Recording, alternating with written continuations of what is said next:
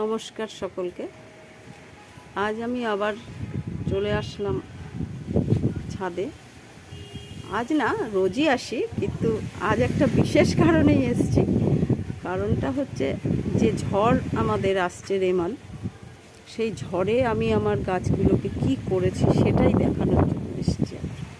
সকাল থেকেই আমি আমার হাজব্যান্ড দুজনে মিলে এই ঝড়ের জন্য গাছগুলোর কি পরিচর্যা করা যায়, কিভাবে ওদেরকে রাখা যায়, সেইটাই চেষ্টা করেছি। এদেরকে সব এক জায়গায় এনে বেঁধে রেখে দিয়েছি, যাতে এরা পড়ে না যায়। পড়ে গিয়ে একদম ছিঁড়ে ভিড়ে ছিন্ন ভিন্ন হয়ে যাবে গাছগুলো। সেই জন্য ওদেরকে একসঙ্গে এনে বেঁধে রেখেছি। এই যে তেঁতুল গাছের ফুল কি হবে জানি না। তারপরে এই যে আতা গাছে দেখুন সব করি এসছে, এইগুলো থাকবে কি না বুঝতে পারছি না। আবার তেঁতুলও আছে, তেঁতুল এই যে সব এক জায়গায় রাখা হয়েছে। কিন্তু গাছটা বেল ফুল গাছটাকে একদম নষ্ট করে দিচ্ছে গাছগুলো। এখনই একটু সরিয়ে দিলাম, দেখি কী হয়। আর এই যে আমাদের বেঞ্চ রয়েছে, এর থেকে সব গাছ, বড় বড় গাছগুলোকে নামিয়ে এই ছোটো গাছগুলো রয়েছে, এগুলো হয়তো কিছু হবে না আশা করছি। এগুলোকে সব এক জায়গায় রাখছি, রেখে দিলাম। জামরুল গাছটাকেও এই যে বেঁধে রেখে দিয়েছি যাতে না পড়ে যায়। এরকমভাবে ঝড়ে পড়ে গিয়ে আমার অনেক এই চারি নষ্ট হয়ে গেছে। এই জন্য এবার আর কোনো রিস্ক নিলাম না, বেঁধে রেখে দিয়েছি, ঠিক থাকবে। আর এই গাছগুলো ছোট ছোট, এগুলোকে সব এক জায়গায় এরা রয়েছে এখানেই। ছোটো গাছে অসুবিধা হবে না, বড় গাছে অসুবিধা হবে। আর এইখানে করেছি দেখুন, এই যে সব গাছ এই এক সারিতে এনে এই জায়গায়।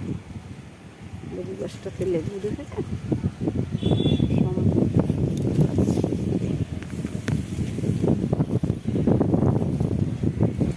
এই যে বেঁধে রেখেছি।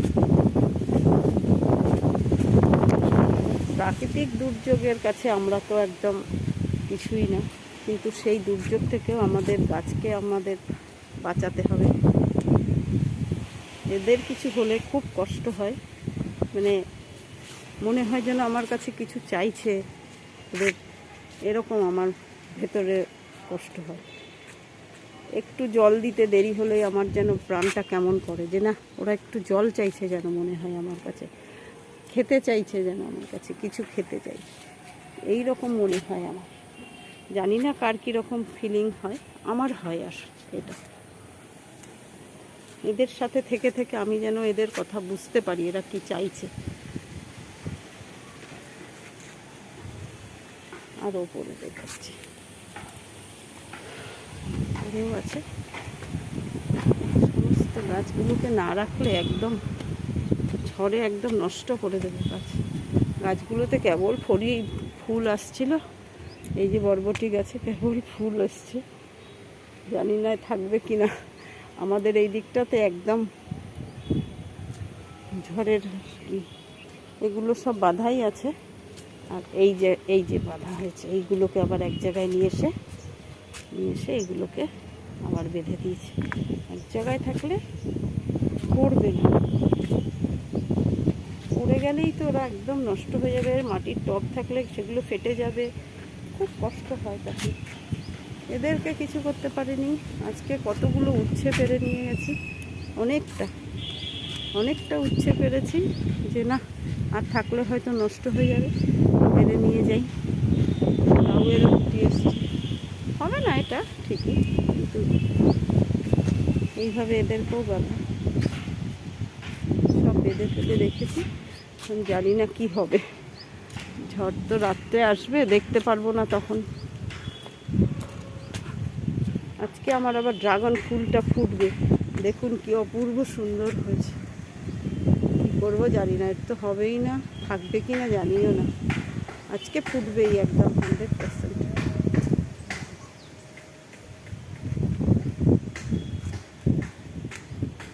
এর তো পলিনেশন করানো যাবে না, হ্যান্ড পলিনেশনটা করানো যাবে না, কি জানি হবে কি না।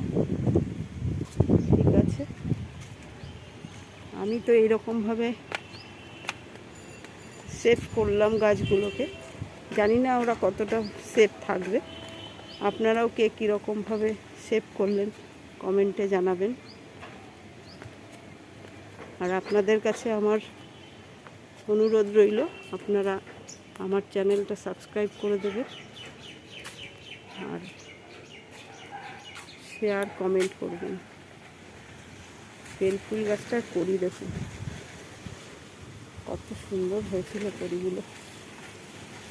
কদিন আগেই এটাকে কেটে দিয়েছিলাম, অনেক বড় হয়ে গেছিলো গাছটা, না একটু কেটে দিই, কেটে দেওয়ার পরে এত করি এসছে, খুব সুন্দর হয়েছে।